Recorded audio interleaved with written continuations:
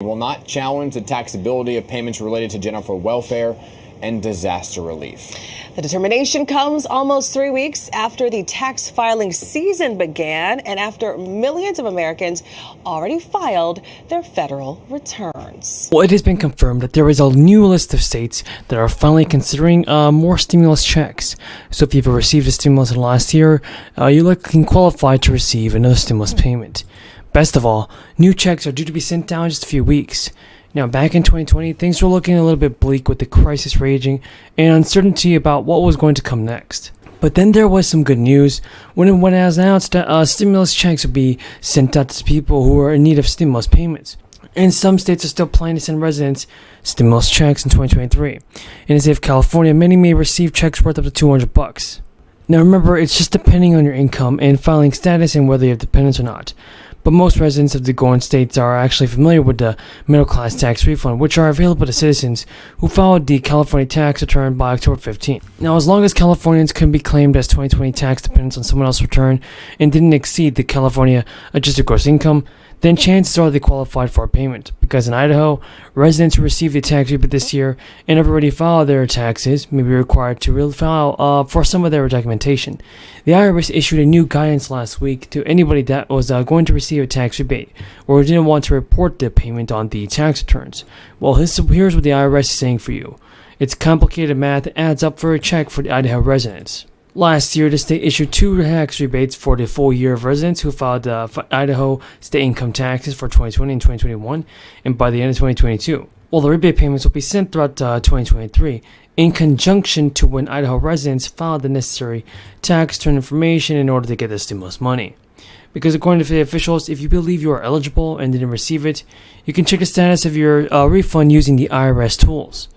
The tools are available to us, and we're able to use this as a way to get stimulus cash. Now, also in the state of New Jersey, the Anchor Tax Relief Program is going to send rebates of up to $1,500. That's $1,500 to people who own homes in 2019 with a total income of $150,000 or less. Homeowners with household income from $150,000 to $250,000 should expect payments of $1,000. Even the New Jersey renters with a 2019 tax return showing income of $100,000 or less can anticipate a $450 rebate, because eligible New Jersey residents qualify for $500 for every ITIN holder. Listen on the program. And throughout the crisis, New Mexico residents have been eligible to receive extra relief payments from the state. Thank my colleague, Senator Cornyn. Mr. Warfel, when the misnamed Inflation Reduction Act appropriated roughly $80 billion for the IRS through 2031, were you aware of any plan that was in place that instructed that appropriation, or was this money appropriated to the IRS in this multi-year fashion without any concrete plan in place on how it would be spent? I'm not aware of a plan that's been published. I am aware that Secretary Yellen has asked my potential predecessor if I'm confirmed for such a plan that you described. Yeah, well, that bothers me a lot. This is sort of typical of Washington, D.C. We appropriate the money and ask for the plan later, rather than ask for the plan and say, how much money do you need to actually implement the plan?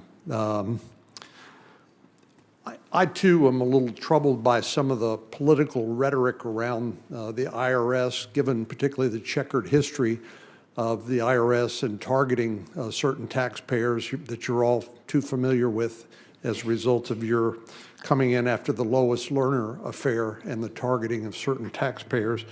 But the president said we're not going to collect taxes from people making under $400,000 a year. Actually, he didn't say that exactly. A $180 inflation relief check is actually going underway. It's actually being sent out by the governor, Gretchen Whitmer. And the Democratic leaders in the state legislature have also approved this plan. Under this plan, the $180 refund checks would be issued based on a tax return filed with the state, meaning married couples filing jointly will get a single $180 check, and a married couple living together could also file their taxes separately and would get around $180 each. So folks, we know that $800 million in inflation relief checks would be combined with an increase in the earned income tax credit from 6 to 30%. Now, it might not sound like money, but it is. An unmarried couple living together and filing their taxes separately would get around $180 check. Plus, the $800 million in inflation relief checks would be combined with an increase to the earned income tax credit from 6 to 30, retroactive to 2022, and a decrease in taxes on all the pensions that you have. The pension tax repeal would differ from earlier proposals by bringing equal relief to both the private and public pensioners. Right now, instead of just creating a full repeal of the state's 4.5% income tax, the public sector employees wouldn't even get that. Instead, the Michigan Department of Treasury is still working through the details of the exact same level that people have issues on. Governor Whitmer and her colleagues announced a broad outline of her plan, and they said that it could happen very, very soon, and with the House Minority Leader said the governor was moving out the way and making the tax relief more equitable, but he wasn't sold on the plan. He said that the governor once again refused to say whether they'll block the tricks and to shut the government in a permanent income tax cut that's headed to every person in Michigan, and the small businesses are suffering. Help must be sent. Help must be given. Additionally, Republicans have rebuffed plans to sidestep a 2015 income tax cut. This cut was actually put in place by a past Republican majority. It is based on general fund revenue, and some fiscal experts believe that they have predicted the state's glut of revenue in recent years that will be enough to hit the cause and lower the tax rate. My friend, Congresswoman Rosa DeLauro.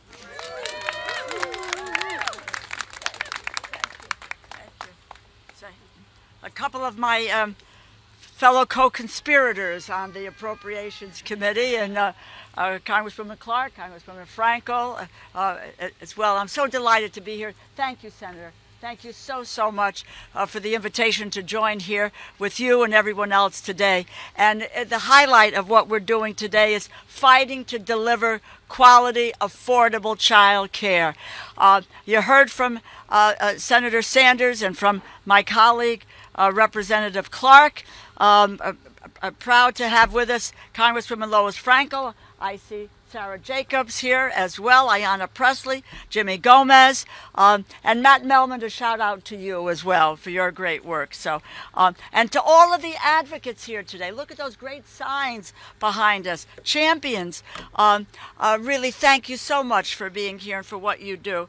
Angelica, thank you. Moms Rising, thanks for the great work, and so proud of what you did, but you pursued what you wanted to do, and still you couldn't get the help that you needed to move forward. But thank you for your courage. I especially want to say a thank you to my guest for the State of the Union. That's Alex Schiavone. Alex, raise your hand there.